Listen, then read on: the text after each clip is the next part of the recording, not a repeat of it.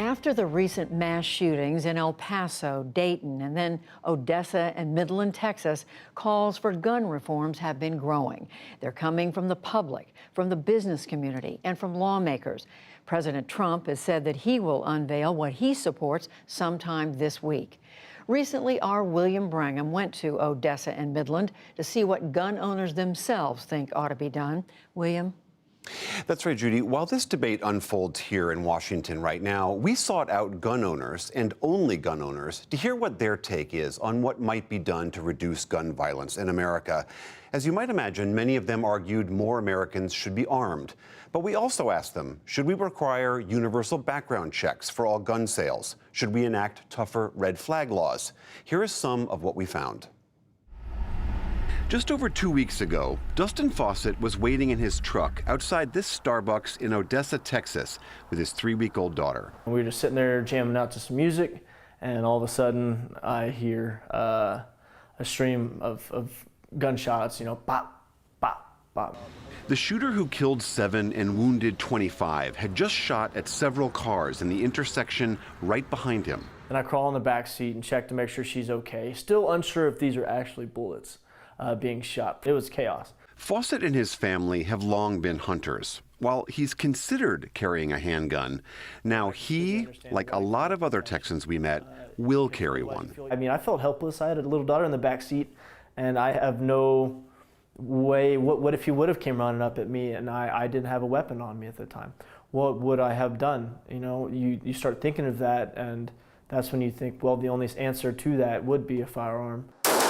After the tragedy, we see a response from the community.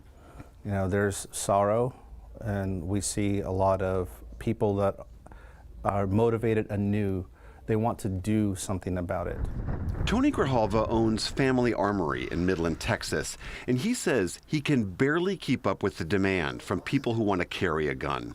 Typically, he has about 25 clients in September for his license to carry class. Now, he's got over 175. What it boils down to is a feeling of powerlessness.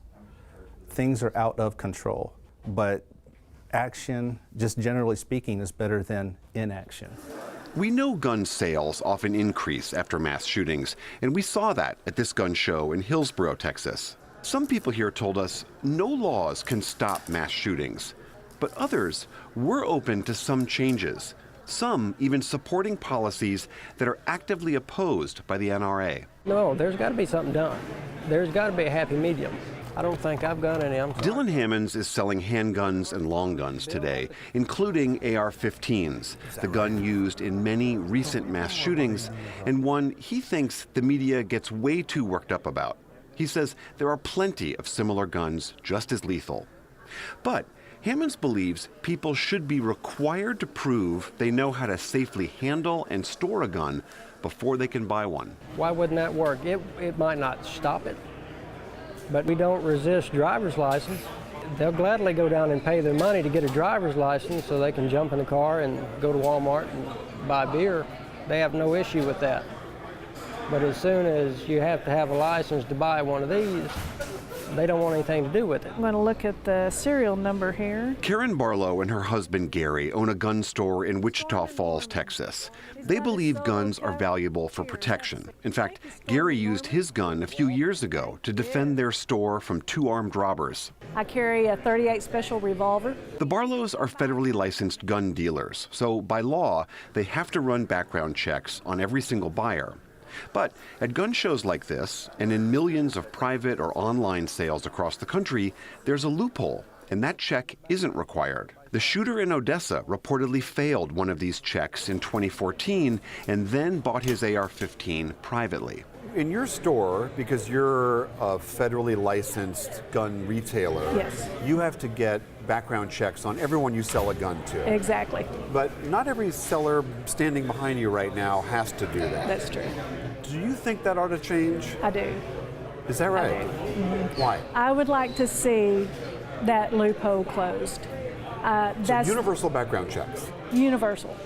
However, for private sales, if I'm selling a personal gun to my neighbor or to my nephew or something that, like, you don't have to do a background check. Honestly, it's ludicrous. Others are more skeptical. Wallace Dunn is vice president of the Texas Handgun Association, a lifetime NRA member, and someone who thinks Democrats and the media use fear of mass shootings to push for gun control. We hear in the media all the time when there's a mass shooting. I liken it to airplane crashes. We hear airplane crashes, they're horrible. We don't hear about the million people that flew safely today. So you think we have an exaggerated fear about mass shootings? I do. If you look at it, it's horrible if it happens to you or your family, but the odds of being a victim of a mass shooting are probably pretty close to winning the lottery. It happens and it's horrible, but as a percentage of the population, it's not likely. At the Odessa outdoor gun range, I met 3 more gun owners. They'd heard PBS was in town and they wanted to talk. They all support carrying guns for self-defense, but at times, some are also open to changes that are non-starters for the gun lobby. I think that the shooting 2 weeks ago or a week ago was a tragedy, but it's something that's going to happen as long as there are idiots allowed to get guns. They need to weed out the idiots and keep them from getting the guns and leave the rest of us to do what we want to do. But how do you weed out the idiots? Better and more stringent background checks. I would be willing to wait a week, 2 weeks to get a new gun if in the same venue in that week or 2 weeks they found out that there was somebody trying to get one that didn't need one. I think it's more of a mental health issue. I'm an NRA member, and I'm not against a background check at all. But I feel like our morals have changed so bad. So you think the problem that we have with violence is because morality has slipped, not because people are armed more or have access to guns more? Correct. What about this question of what are called these red flag laws, where if someone is worried about someone they know, thinks they're on a downward spiral of some kind, and alerts the authorities, and that the authorities check that person out, and if they determine there's a problem, possibly take their guns for a period of time? I have mixed feelings about that. We heard this from almost every gun owner we talked to in Texas. People think red flag laws won't help, and they think people will abuse them by falsely reporting perfectly fine gun owners that they just don't like. There's enough gun laws on the books right now. If you enforced every single one of them to the fullest extent of the law, that would slow things down a lot. We don't need new laws. We need enforcement of existing laws. Empathy to people too. I mean, I think you need to have empathy. I mean, just reaching out to your neighbors and your family. I mean, talking to people instead of just Facebooking and talking about the left and the right. You know, reach out to your Democratic or Republican neighbor and say, hi, how are you doing? I would, like everybody else in the nation, would like to find the solution to stop all these rampages. That's the only reason I carry a gun anymore. Used to never have to worry about it. Contrary to popular lore, Texas isn't a particularly gun-heavy state. About 1/3 of adults here own them, which is pretty close to the national average. And according to recent polls, a broad majority of Americans, Democrats, Republicans, and gun owners, support some increased action on gun control.